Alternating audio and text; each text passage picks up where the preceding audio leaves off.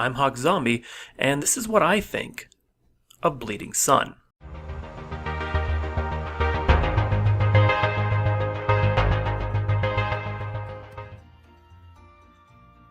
Before I begin, be aware that I received a free copy of this game for the purposes of this review. Bleeding Sun was developed and published by Jamie Paz Lopez and was made with the RPG Maker MV engine. The combat in the game focuses on turn-based random encounters where you cannot see the enemies on the map. It was released on July 14th on the Steam Marketplace. The version I played was before the July 18th patch, but more on that in a little bit. The description of the game taken from the Steam page. Yuri Takanaka had a happy childhood with his father Akio and the other members of the Takanaka house. However, everything changed the day that Ichiro showed up to settle old disputes accompanied by a powerful witch named Chiyo. Quickly, Akio and his best friend Kenzu were defeated. When Ichiro was about to kill Yori, the ninja Suru showed up and managed to escape with Yori and Kenzu. Unfortunately, it was already too late to save Akio. Knowing that Ichiro would not stop coming after Yori, Suru decided to take him far away where he could be safe. After 15 years have gone by, your adventure starts. Yori has finally come home to fulfill his duty of facing his father's killer. In order to be able to defeat him, Yori will need to improve his fighting skills and to rebuild the Takanaka house, allying himself to the people who once supported his father. The game starts off with Yori coming home after a 15-year absence, to find that his father's lands have been overrun by bandits and corruption. It was never really made clear if the bandits were working for Ichiro, or if their arrival was a result of Akio's death. One thing I did enjoy was the memories that played out before Yori as you advanced through the game. They were made a little roughly, usually with actors from the flashback being obstructed by the player actors to some degree, but I felt they were good ways to progress the story and further illustrate Yori's motivation without the fade to black cutscene mechanic which seems so jarring in a lot of different RPG Maker games. I personally couldn't tell if the enemy battlers were custom made for the game or not. However, with their look and feel, they fit in along with the player actors, so I thought that overall they fit in with the game very nicely. The mapping, on the other hand, felt more than a bit flat. The overworld areas were incredibly linear, following a very set path with very little veering or exploration, other than to find an occasional chest. The main maps also seem very bland, with several perspective issues due to lack of shadows and other similar problems. One thing the dev did that I loved was the care and attention to detail for houses and tents. Instead of changing to a different interior map, like almost every other RPG Maker game, it was simply shot with the roof removed. I thought it was a very neat effect.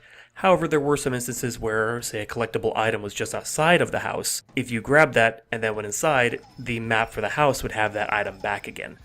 Also, the battle areas themselves had a slightly isometric and zoomed in effect. While I found the combat to be boring, I'll get to that in a second, I did like how it was presented. Very clean and professional. The story of Bleeding Sun isn't anything new or different. Young boy witnesses his father's demise, is sent off to safety, and returns years later for vengeance and/or honor. I do not mean to pry, but you don't by any chance happen to have 6 fingers on your right hand? Do you always begin conversations this way? Now, while the plot itself isn't unique, is the story well crafted for the game? Honestly, not really. The plot doesn't venture too far from the base mold, and it doesn't do enough to stand apart from other stories like this. Couple that with the bad grammar and spelling issues, it doesn't make for a memorable experience. I will say, the grammar issues themselves didn't bother me that much. Yes, I know, a cardinal sin for a writer like myself to admit, but it's only because I knew that the developer's first language isn't English. To me, that's a forgivable issue. Okay, is it just me, or are RPG Maker tracks unusually loud? Either that or I'm just getting too damn old. The music fit the theme of the game, Eastern Asian flair, and the sound effects were nicely implemented as well. In fact, it was refreshing that the game utilized several non-standard sound effects, at least as far as I could tell. But beyond that, there's nothing really memorable or striking about the musical score. Everything just fit nicely. One of the bullet points on the game's Steam page are the choices and multiple endings that occur due to these choices. However, I noticed one glaring thing about the choices as I played. They didn't seem to affect the main story in any way, other than giving a character an ability over another, or giving access to an NPC who gave you items, for instance. On that, there was one guy who was leading the bandits. You defeat him and you're given a choice. Kill him or make him work for you. I made him work for me, and Kenzo is visibly upset by this. But throughout the game, he never brings it up again. It makes it feel more like I should pick the choices that benefit my metagaming than for story reasons. I was honestly very annoyed that choices had only minor immediate effects rather than lasting story-related ones. Also, there's a crafting system to make better healing items, but it feels far too slow to be worthwhile. Not to mention you have to travel to several maps and spend time gathering items.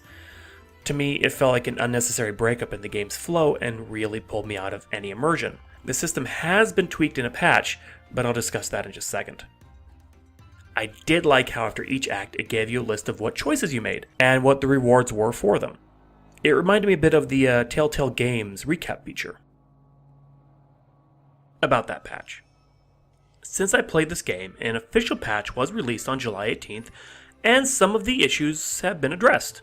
The timing of the crafting system has been more clearly explained, and it was made more apparent that you can mine crystals, the damage spell item, in the mountain area. And there are various tutorial improvements.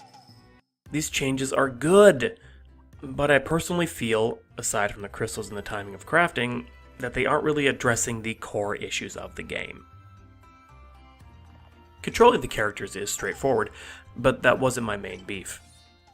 The combat itself was trying too hard to be varied, I felt, and gave each character their own unique way of combat. While most games utilize this to be a good or complementary system, here it felt clunky and almost punishing. Yori's combat abilities were honestly kind of lackluster. It was either attack 1, attack a row, or attack for X times in a single turn. All of his abilities are also on a cooldown system, so you're forced to rotate through them with no real opportunity to have a different strategy. Kenzo actually had some of the most interesting mechanics I've seen. His abilities were powered by his barrier, which also acts as a kind of shield. So you have to actively decide if you want to replenish your shield more or spend its power to attack.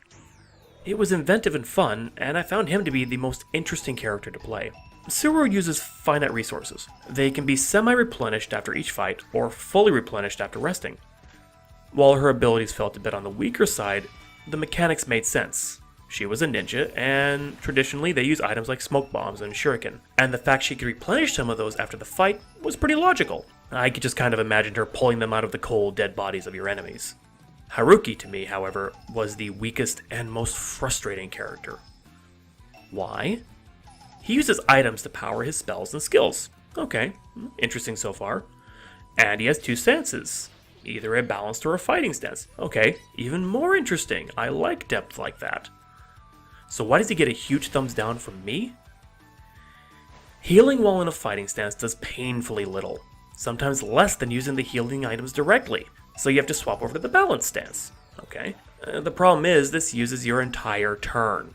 So if someone is about to die, you run the risk of them kicking the bucket as you switch into healing mode. This wouldn't be so bad if it weren't for his other huge limitation. Without items, he can't do anything. Literally. If he runs out of crystals, which are used for his damage spells, then all he can do is heal and shield. If you run out of those specific healing items, all you can do is use upgraded healing items, if you have them, and swap stances. He has no basic attack. And since the version I played made it rather difficult to acquire the crystals, both with how expensive they are to buy, and that it wasn't obvious that the player can farm them by themselves, I spent a lot of time not using this character to his full potential. It was like I was carrying around dead weight, and honestly it ruined a lot of the combat for me. There are a lot more minor issues I could bring up in this review, but I only have a set amount of time to keep your attention before you go off to the next video, and I still need to answer the main question you all are asking. Do I recommend it? If Bleeding Sun were half the price, I would say it's a hard maybe, fans of the genre sort of thing. A lot of the issues can be overlooked or worked around, grinding out levels for gold for instance.